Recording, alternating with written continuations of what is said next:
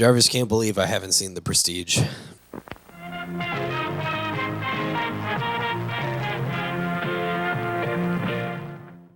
I know, and we're gonna wing this one. He's gonna give us his first impressions of a movie he hasn't seen. Which is why we're doing Interstellar. Yeah, yeah.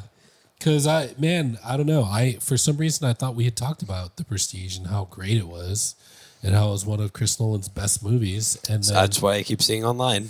Yeah, and I was. So we're gonna go to another one of do the ones that people think is his best. Yeah, and I was like, let's do The Prestige, and he was like, okay, and then it didn't happen. So I was like, well, have you seen any Christopher Nolan movie? He's like, yeah, Interstellar. Yep, Interstellar, Inception, the Batman Begins trilogy, Tenet. You saw that one? Yeah, I saw Tenet. And you didn't see The Prestige? No. Yeah. Saw yikes. Tenet when it came out in theaters, and I went, What? why? Yeah, exactly. I guess it's neat. Yeah. It's weird to do like a 2-hour tech demo, you know? Let me ask you this then, because and I was thinking Christopher Nolan because the trailers for the Odyssey just came out. People are divided on that. Yeah. So okay, let's do a Christopher Nolan movie. What are your thoughts on Christopher Nolan? Oh, before that, how about you do the intro this time? Before you tell us about. What's up, full-time movie fans? We're back. Oh no! With another kicking review. Oh, stop! And when you you subscribe, oh my gosh! Okay, we will get into the review in 5, 4, 3, 2, 1. Take it away, Jarvis. I regret that so much. I'm so sorry, everyone. Yeah. This is full-time movie fans. We're doing Interstellar. I'm your host, Jarvis. This is Mr. Beast. Thanks for joining us today, Mr. Beast on Full-Time Movie Fans. And if you like and subscribe to this video, you'll be entered for a chance to win $50,000 from Jarvis's pocket, legally binding. No, it's not. No. That is not happening. He's obviously joking. If you put your parents' credit card information into the comments, you'll enter for the chance to win $20 in Robux. How about like a 10% discount at Hero Side Out? A 5% discount. 5% discount. For purchases of if you come $40 or more dollars. Honest to God, if you come in and you say, hey, I watched Full-Time Movie Fans, can I get that 5% discount? I would give it to you. Yeah. I would give it to you. Yeah. Just off of principle. Exactly. So see, it pays. Hey, if you're in San Antonio and you like Pokemon or Magic or what else you guys got there? Do you know what Union Arena is? If you love Union Arena. Do you know what Union Arena is? No. But if you love Union Arena, come visit the location in Bernie. You know what Lorcana is? Yes. Yeah, you know that one. I know that one. Yeah, we got that. Hey, they got that. You heard of Gundam? You get yes. Some of that there too. Hey, they got They got your 5% discount. You know about that Riftbound? Don't got any of that. Nope. None of that there. So don't ask when you show up. You like dice? You like dice for D&D? We got lots of that. Yeah.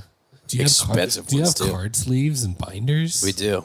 So if you like sports cards, we don't have those, but we do have supplies for the sports cards. What about snacks? What if I'm a little snackish? Singular dollar, tax included. All right. I can sell this all day, baby. Yeah, you can. I can't wait for Hero Side Out to sponsor it. Me too.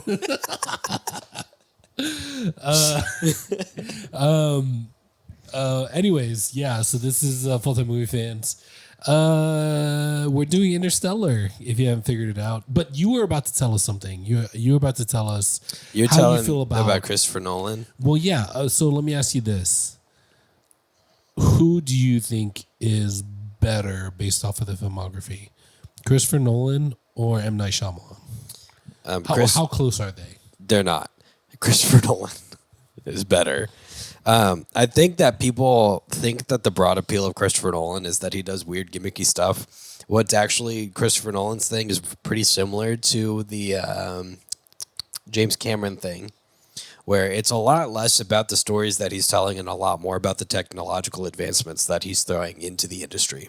So what I assume happens, or at least happened for a long time, is that Christopher Nolan would go, hey, I have this really cool idea for like an effect that you could do that's not fully CG. It's like it blends the weird world of movies together to make something really cool that if nerds who watch a movie look too closely, they go, what is that? How did that happen? And in the background of it, it looks very simple because you saw it on the screen, but in practicality, it's like an entire tube room made on a spinning wheel so that the room can flip upside down, you know? That's from Inception. Or a mirror the size of a small house that you see the full pull of the mirror. This is also from Inception, but no camera. Yeah. Right? Crazy. It's like weird, crazy stuff. Or Tenet, where how do you play something forwards and backwards at the same time? You know, he gets these ideas for like weird technological advancements that would work really well, and then he builds a movie around it, and everybody jumps in because at the same time they can sell the movie based off of the weird things that he's doing, and it's also cool. And it progresses technology forward for the industry and allows people to do crazier things in movies later, and so it gets funded. And it's nice for me when the gimmicks also have a good story behind it, which I feel like is. With Christopher Nolan, depending on how Odyssey goes, might be a little bit more miss than hit. Yeah. I don't think there was a lot of weird mysticism in the way things were made for, like, the Dark Knight trilogy. But I think his whole point there was, hey, you can make superhero movies that aren't garbage. Yeah. Which is fair. Which means he could do it. He did it, and then DC was like, yeah, let's not do that ever again. Right, for some reason. The DC was like, yeah, let's not make any more good superhero movies ever. Now, I will say... Until they hired James Gunn. That's true, yeah. I will say, getting into my first impressions of Interstellar, I've been a big Interstellar hater for a long time. Yeah. I will say, probably unjustly, the older I get, because I think people have been overhyping it for way too long. I think you're gonna like it better at the end of the review than you do now. Oh, probably. Which is the opposite of our last review. That's as true. you talked Only got worse. You started getting more angry. It only got worse. I've notoriously, people are like, Interstellar is one of the most life-changing movies of all time, and I would look at them and I go, it's a movie about corn. Yeah, you know what? I think that's part of your contrariness. Is people are so like. First of all, I'm not a contrarian. Oh. Exhibit A, everyone. No, but the fact that everyone is like just so like, oh my god, they're like busting over it. And You're just like, all right, relax. It's a movie about corn. Chill, yeah. The human aspect of the movie is cheap. I get what that. It is. I'm not that kind of person, but my personal experience, if you care to know it. I did like it. I thought the story was great. It gave me a lot to like latch on to. It didn't take me out of the world. You're right. It all made sense. It was all believable. The people acted like real people. They did act like real people. You're absolutely correct.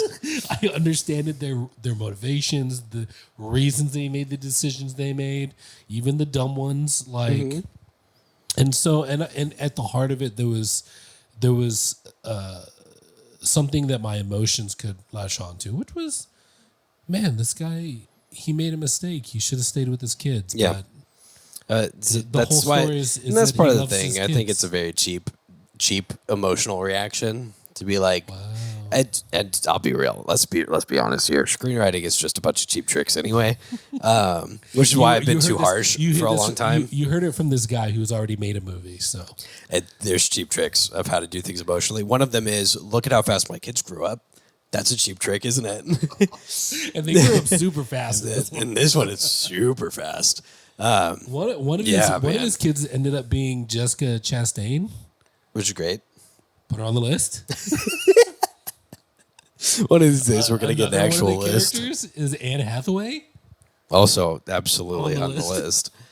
who was also in The Dark Knight Rises. Is Catwoman as Catwoman. also on the list? You're correct. Put her on my list. And Sybil's too. I'll speak for her. Oh yeah, It's Anne for Hathaway. Sure. Yeah, She's yeah. definitely on Sybil's Oh, list. for sure. She's a little cat. Sybil loves Anyways, cats. this has been my first impression was that it's a really cool looking movie that people were like, it's so scientifically accurate when it's running off of scientific theories, which aren't fully accurate. And that's just how that works. And the story was cheap. I feel like the science It's community fine. loved it. The science community did like it because it's the first time a visually accurate black hole has been represented, while at the same time somebody living through going into a black hole, which is not scientifically accurate. I would love to go into a black hole. Jarvis before this was talking to me about the pangs of being single. So what was your first experience with this movie, knowing that mine was, it's overrated? You know what though? That's what I'm saying is like, I get why you feel that way. I didn't watch it at the time that it came out. I watched it much later, where hype had died down. I wasn't inundated with this is the best thing that's ever existed. You know what I'm saying? I wasn't in all that, so it didn't influence my feelings about it. Although I was aware that some people felt that way. To me kind of felt There it is. a little bit like shoot, I keep giving it the fake name. Every battle everywhere all at once. One battle After one another. battle. It felt like One that, battle where after some one people were battle. saying, like, this movie is a mess. I was like, yo, chill out. Like, it's a It was good. movie, yeah. no doubt. Yeah, but it's not anywhere near a the perfect best movie. of a decade? Like, I don't know, Yeah. man. I've seen a lot of better movies in the past 10 Yeah. years. It was the Christmas whatever. What are they called? The Christmas Adventure Club. Adventure Club. Like Still pretty good. It was great. Every actor was great, especially the girl who played the daughter her first time. Oh, acting. yeah. Like she was fantastic. She's great. Like great. I mean, Sean Penn. Like everybody was great. You know what I'm saying? We loved their characters or we hated their characters, and it was very effective. You know what I mean? Yeah. And there was a lot of stuff to like pick up and read between the lines from, and like some meta commentary and timeliness that just kind of happened to be with the time we're in. It kind of lined up. But like to me, this is how it felt. Like maybe that's how it is for you. It's like you've got people just saying that it's the best thing that happened in the last 10 days. It's a I'm like, really though? I don't know, Yeah. man. I see how it's good, but I don't share your extreme like optimistic view of it. And that's how I feel about this one. Like, I don't think it's the best movie made. I don't even think it's Christopher Nolan's. Like, I don't think it's his best movie. I don't think it's. It's one of his better ones. It's not even his top three for me. Probably not. But Well, I mean, the Batman trilogy And you takes haven't like seen- 1, 2, 3. the first two. For most people, The first two. You're right. The third one's not great. Yeah. The third movie should have been the second movie. Yeah. And then You're right. crescendo off The Dark Knight. But anyways, whatever. That's not how it worked out.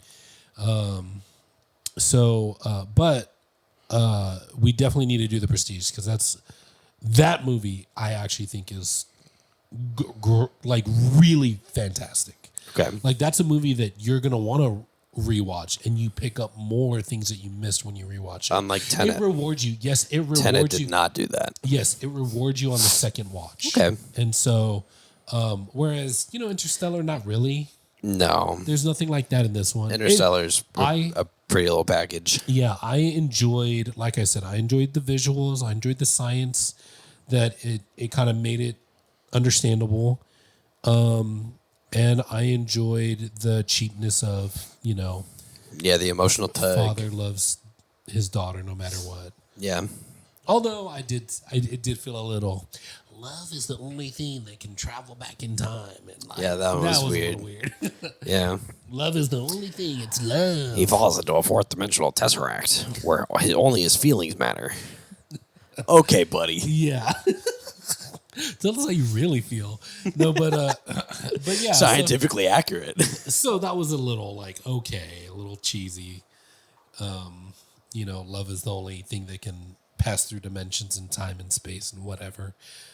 His love for his daughter. But it's interesting. I mean, I don't think I want a sequel. Like, I don't need to see him go find what's her face. Yeah. You know what I mean? Yeah. Like, I'm not interested in that story. So we got the Martian for that. Yeah. Hey. You look good over there. Look real good. Have you thought about sharing your kindness with others? Share the love. Maybe like the video. Click on that subscribe button. And show your friends. Yeah, just touch it ever so lightly, that like button. Move over to the subscribe button. Maybe tap your keyboard just a little bit. Leave a comment.